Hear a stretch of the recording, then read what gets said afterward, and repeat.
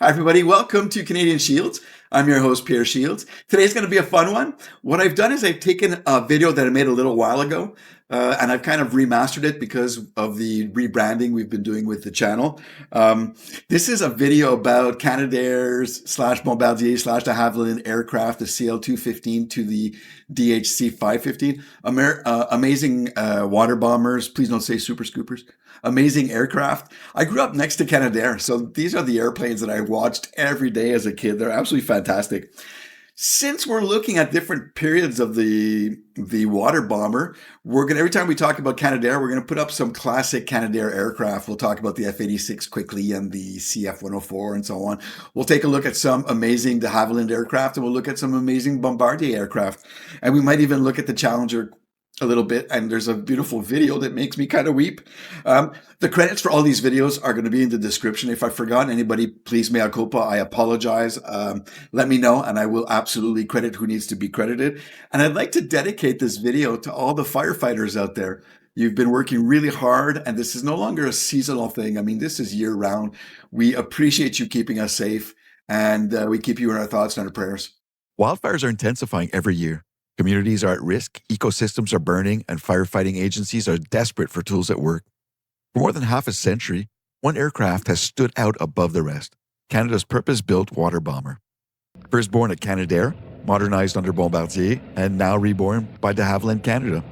This aircraft family has become the global gold standard. This is the story of the CL-215, the CL-415, and the new DHC-515 fighter. So the story begins in the late 1960s. At the time, firefighting agencies around the world were improvising with whatever they had. Old cargo planes, converted transports, even retired military bombers. They could carry water, yes, but they weren't designed for the job. Canadair, a Montreal-based aerospace company, changed that in 1967 with the CL-215. The world's first aircraft designed from the ground up specifically for aerial firefighting. The CL-215 made its first flight on October 23, 1967, and entered service in 1969. It carried up to 5,300 liters of water in 2 fuselage tanks, scooping that load in just 12 seconds from a lake or river at 130 kilometers per hour. In the right conditions, it could deliver 6 to 10 drops per hour, each one covering nearly 1.6 hectares of burning forest. Powering the CL-215 were 2 Pratt and Whitney R2800 double Wasp piston engines, each producing 2,100 horsepower. These 18-cylinder air-cooled radials had a storied past. They were the same engines that powered the legendary Vought F4U Corsair, the Grumman F6F Hellcat, and the Republic P-47 Thunderbolt, all icons of World War II air combat. By the 1960s, those same engines were being used in a very different war, the fight against wildfires. With their distinctive radial growl, the CL-215 carried a piece of aviation history into every mission. The aircraft's rugged design and amphibious versatility made it an instant success. By the time production ended in 1990, Canadair had built 125 CL-215s. Painted in bright red and yellow, these planes became symbols of safety and resilience across Canada, Europe, and the Mediterranean. Before researching this video, honestly, I only thought they were painted red and yellow, but I've seen all kinds of beautiful variations. So let's take a look at some classic Canadair aircraft. The first one up, the classic F-86 Sabre. What a beauty. Oh my God, look at that profile. This is a contemporary of the MiG-15s. These look like airplanes we used to see on Ultraman. Oh, the T-33. This was designed by Kelly Johnson, the same guy who designed the SR-71, the F-104, the U-2, and so on and so on. The CL-28 Argus was used for submarine detection, if I'm not mistaken. The CL-44 Yukon, look how beautiful this is. The entire tail section would swing open, which, wow, really makes me worry about hinges and latches and something. The CL-41 Tudor, beautiful airplane used by the snowbirds today. Cute little thing. Not sure we wanted to defend our country. The CL-66 Cosmopolitan, listen to that engine. Excuse me, listen to those engines. Beautiful. The CF-104, designed by Kelly Johnson once again. Beautiful aircraft, missile with a man in it. The CL-84 Dynavert, I swear, I don't know if I invented this memory, but it's like one of my earliest memories was seeing that plane fly. Canadair CL-215, look at those round engines, listen to that sound. They seem to have gone away now. This is the aircraft that did it for me, the Canadair Challenger. What a beautiful airplane.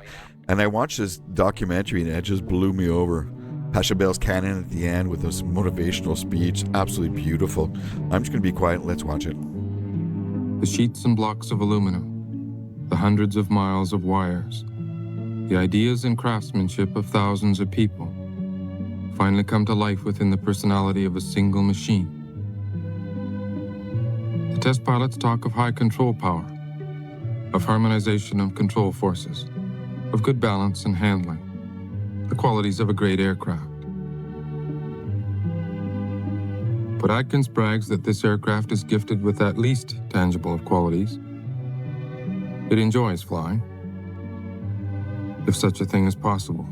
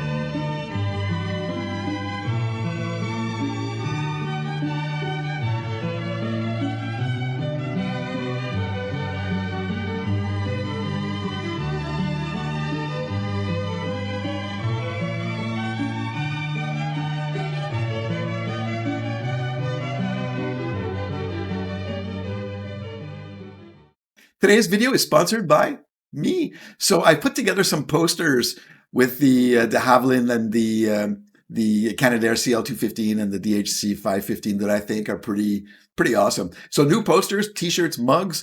I'm going to show them to you in a few seconds.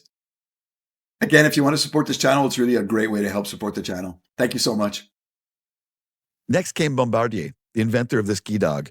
It was called ski dog, but because they had a problem with their typewriter, the G came out as an O, so it ended up being patented as a skidoo.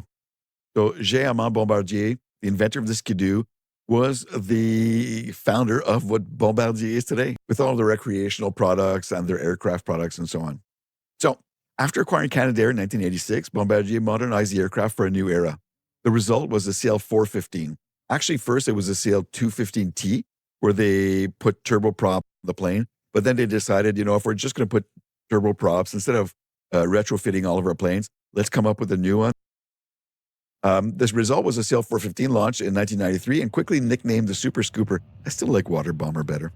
Out went the radial piston engines, and in came two modern Pratt & Whitney PW123AF turboprops, each producing 2,380 shaft horsepower. These engines gave the aircraft more thrust, better climb, and far greater reliability in hot and high conditions. The CL-415 could scoop and drop 6,137 liters of water or foam with a cruising speed of 333 kilometers per hour. Its efficiency meant it could deliver 10 to 12 drops per hour, far more than its predecessor. Its glass cockpit, digital avionics, and corrosion-resistant materials extended its lifespan and improved safety. We're talking about glass cockpit from the 1990s. It was a huge jump for the time, but just wouldn't hold up today. Pilots around the world love the aircraft's agility. It could skim lakes only a few meters deep, turn sharply in narrow valleys, and deliver precise drops along fire fronts. France, Italy, Spain, Greece, and Croatia all built their firefighting fleets around it. Even California leased CL-415s during peak fire seasons. By 2015, about 95 were produced, making the Canadair Bombardier water bomber one of the most widely used firefighting aircraft in the world. If I'm not mistaken, in France, they just call it the Canadair, which is kind of cool. But just as demand was rising, Bombardier shut down the program. By then, wildfires were intensifying with climate change, and countries were desperate for new scoopers. That's when the Havilland Canada stepped in. Here's some Bombardier planes we need to take a look at. First up, the Bombardier Dash 8. Beautiful evolution of the Dash 7. What a gorgeous aircraft. We see them everywhere today. They're still around. They're still doing great. Bombardier CL-415. If you're an airplane spotter and you know the difference between a 415 and a 515, please leave me some comments. Bombardier C Series. Wow. Absolutely fun. This is what evolved into the Airbus A220, which I hear is a little bit high on maintenance costs. So there's a tad of a problem there. The Bombardier Global. As you can tell, I took these images from an advert. In 2022, de Havilland announced a rebirth of the program with the DHC-515 Firefighter. Before we go into it, though, I want to show you some pictures of amazing de Havilland aircraft. First one up, the DHC-1 Chipmunk. Cute little thing. Look at that. I'm sorry I don't have the sound on some of these. DHC Beaver, what a classic stubby nose, round engine, round sound. These things have been around forever. Still reliable. The DHC-3 Otter, predecessor to the Twin Otter. Look at that thing. Nice turboprop engine. The DHC-4 Caribou, classic transport aircraft. Listen to that sound. The Buffalo, short takeoff or landing. Look at this guy. Insane. Twin Otter, beautiful, showing off its stall landing characteristics. Monkey paint job. Dash 7, predecessor of Dash 8, pretty much the same aircraft, but look at the 4 engines. These were so they could take off, they stall airplanes. That beautiful Dash 8, what a classic. Once again, we see them everywhere. And finally, the DHC-515. Again, I can't tell the difference between the 415 and 515, so I apologize I'm sorry if I've inverted and kind of screwed up images. Built in Alberta, the DHC-515 takes everything that made the CL-415 legendary and brings it to the modern era. It keeps a 6,137-liter capacity, but adds state-of-the-art avionics, improved safety systems, and stronger corrosion protection. In ideal conditions, it can make up to 14 drops per hour. Nearly 85,000 liters delivered every 60 minutes. More than 2 full swimming pools of water raining down on wildfires. Wow. European countries immediately signed on. France, Greece, Croatia, and Italy ordered 22 aircraft in the first batch. For them, the Canadian Scooper wasn't just a tool. It was essential infrastructure. For de Havilland, the orders secured hundreds of skilled aerospace jobs in Alberta and Quebec, reviving one of Canada's most iconic exports. These aircraft matter because wildfires are no longer seasonal. They're a year-round crisis. In 2023, Canada lost over 18 million hectares to fire, the largest burn in modern history. Greece, Portugal, Spain, and even Sweden have faced catastrophic wildfires. California, Arizona, and Alaska are spending billions on aerial firefighting support.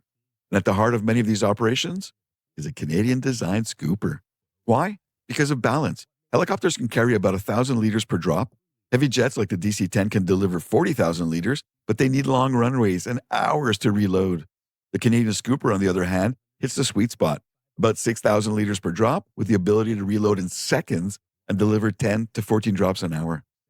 That's why since 1967, the growl of the R2800 double Wasp on the CL-215, the whine of turboprops on the CL-415, and now the hum of modernized systems on the DH-515 have all become sounds of reassurance in fire-prone regions. When people see the red and yellow bomber overhead, they know help has arrived. From Canadair's pioneering CL-215 to Bombardier's modernized CL-415 to de Havilland's new DHC-515 Firefighter, this is Canada's firefighting legacy. Born from a necessity, refined by technology, and now more vital than ever in an age of climate crisis, it stands as one of Canada's greatest aerospace achievements. A machine that has saved lives and landscapes for more than 50 years and will continue to do so for decades to come. If you enjoyed this video, please click on share, subscribe, notify, comment, and I've forgotten the other ones. Thank you so much for spending time with me. This is Pierre Shields from Canadian Shields. Go play outside.